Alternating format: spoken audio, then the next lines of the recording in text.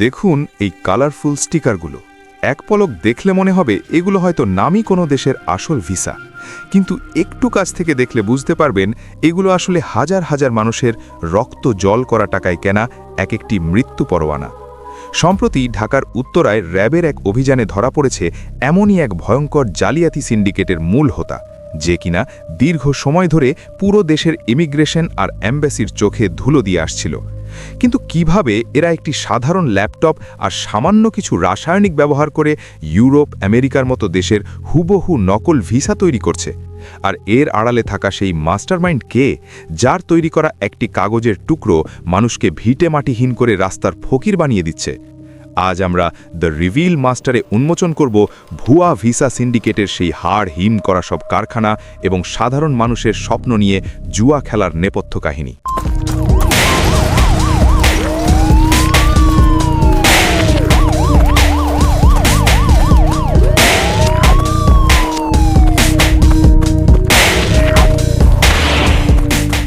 TBS news এবং গোয়েন্দা তথ্যানুযায়ী উত্তরার একটি বিলাসবহুল ফ্ল্যাটে বসে চলত এই বিশাল কারবার। বাইরে থেকে মনে হতো এটি একটি ট্রাভেল এজেন্সি, কিন্তু ভেতরে ছিল জাল ভিসার পাইকারি বাজার। র্যাবের অভিযানে উদ্ধার করা হয়েছে কয়েকশো ভুয়া পাসপোর্ট, নামী সব অ্যাম্বাসির নকল সিল এবং ভিসা ছাপানোর বিশেষ কালি। এই চক্রটির মূল হোতা মূলত বিদেশগামী মানুষদের টার্গেট করে। আমরা এর আগে দেখেছি ৩৯ মিলিয়ন মোবাইল আইডি বা ৫% সরকারি পাসপোর্ট জাল হওয়ার তথ্য। এই সিন্ডিকেটগুলো ঠিক সেই জায়গাগুলোতেই আঘাত করে যেখানে আমাদের সিস্টেম দুর্বল।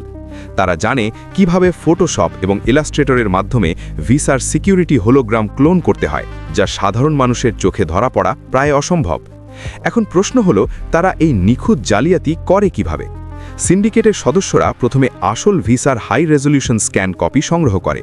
এরপর তারা ডার্ক ওয়েব থেকে সংগ্রহ করা বিশেষ ধরনের সিকিউরিটি ফয়েল এবং ইউভি রিঅ্যাক্টিভ কালি ব্যবহার করে ভিসা প্রিন্ট করে। আপনারা জানলে অবাক হবেন, অনেক সময় এরা পাসপোর্টের ভেতর থাকা চিপ বা বারকোডও এমনভাবে ম্যানিপুলেট করে যাতে ইমিগ্রেশনের প্রাথমিক স্ক্যানিংয়ে কোনো ত্রুটি ধরা না পড়ে। জয়নালের এনআইডি জালিয়াতি বা লস অ্যাঞ্জেলেসের সেই এনআইডি চালুর খবরের বিপরীতে এই জালিয়াতরা সাধারণ মানুষের আইডেন্টিটি চুরি করে সেগুলোকে ডামি ভিসার সাথে জুড়ে দেয়। এর ফলে একজন সাধারণ মানুষ যখন বিদেশের বর্ডারে দাঁড়ান, তখন তিনি বুঝতেই পারেন না যে তার হাতে থাকা কাগজটি আসলে একটি ধোঁকা। এই জালিয়াতির শিকার সেই অসহায় মানুষগুলো, যারা হয়তো ৫ থেকে ১০ লাখ টাকা সুদে এনে দালালের হাতে তুলে দিয়েছেন। কল্পনা করুন সেই যুবকটির কথা, যে কিনা ইটালির স্বপ্নে বিভোর হয়ে এয়ারপোর্টে গিয়ে জানল তার ভিসাটি নকল। তার কেবল পাসপোর্টটিই বাতিল হলো না, সে সামাজিকভাবে অপদস্থ হলো এবং কয়েক বছরের জন্য কালো তালিকাভুক্ত হলো। এই সিন্ডিকেটগুলো কেবল টাকা চুরি করছে না, তারা মানুষের ভবিষ্যৎ এবং সম্মানকেও নিলামে তুলছে।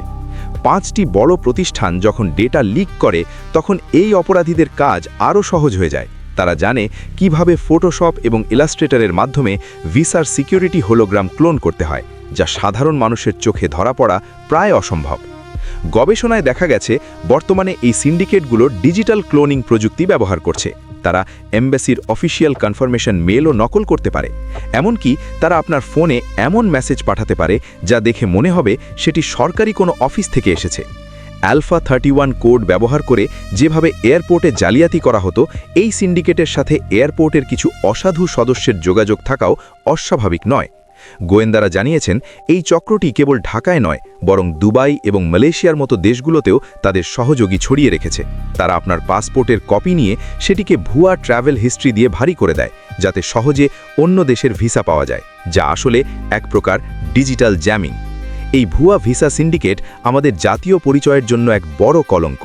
আপনি যদি বিদেশ যাওয়ার পরিকল্পনা করেন, তবে দালালের মিষ্টি কথায় না ভুলে সরাসরি এমবাসির মাধ্যমে আবেদন করুন। যে কোনো ভেরিফিকেশন করার জন্য এমবাসির অফিসিয়াল পোর্টাল ব্যবহার করুন এবং কোনো তৃতীয় পক্ষকে আপনার এনআইডি বা পাসপোর্ট ডেটা দেবেন না। দ্য রিভিল মাস্টার চায় এই ডিজিটাল ডাকাতদের প্রতিটি আস্তানা গুড়িয়ে দিতে। আপনার জানাশোনা কেউ কি কখনো এমন জালিয়াতির শিকার হয়েছেন?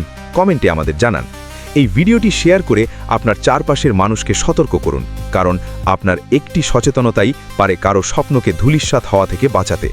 প্রযুক্তির আড়ালে লুকিয়ে থাকা এমন আর সব ডার্ক স্টোরি আর ইনভেস্টিগেটিভ ভিডিও পেতে আমাদের সাথেই থাকুন। ধন্যবাদ।